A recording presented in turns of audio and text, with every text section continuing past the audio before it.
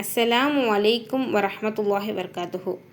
நம்ம கவனமாக ஓத வேண்டியவை அப்படின்ற டாப்பிக்கில் இப்போ 3rd பாயிண்ட் வந்துட்டோம். இதோடைய மகரஜை பார்த்துடலாம். இப்போ நம்ம நாவுடைய இறுதி பார்த்துருந்தோம், நுனி பார்த்துருந்தோம், இன்னும் நடுப்பகுதி பார்த்துருந்தோம். இப்போ ஓரங்கள்ல இருந்து உச்சரிக்கக்கூடிய எழுத்து இது ஒன்று மட்டும்தான். அது எங்கே டச் ஆகி உச்சரிக்கும் அப்படின்னா மேவரிசை கடவாய் பற்களை வந்து டச் ஆகி உச்சரிக்குன்றாங்க.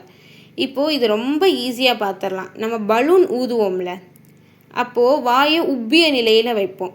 அப்படி உப்பிய நிலையில் நீங்கள் வச்சு பார்க்கும் பொழுது உங்கள் நாவுடைய ஓரங்கள் வந்து ஆட்டோமேட்டிக்காக எங்கே இருக்கும் அப்படின்னா அந்த மேவரிசை கடவாப்பல்ல டச் ஆகி இருக்கும்.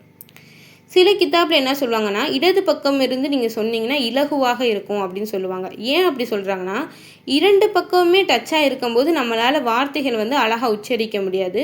ஸோ நீங்கள் இடது பக்கம் லெஃப்ட் சைடு வந்து நீங்கள் ஒரு அழுத்தி நீங்கள் சொன்னீங்க அப்படின்னா, வாயை உப்பிய நிலையில் வச்சு சொன்னீங்க அப்படின்னா இன்னும் அழகாக இருக்கும்.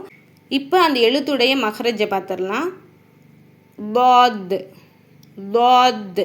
இப்போ முன்னாடி அலிஃப் இருக்க மாதிரி அந்த எழுத்துக்கு சுக்குன் இட்டு ஒரு தடவை வாசித்து பார்த்துடலாம். அல் அல். இது வார்த்தைகளில் வரும்பொழுது இன்னும் அழகாக ஓதணும். வஸ் சமாவாத்தி வல் அருத்.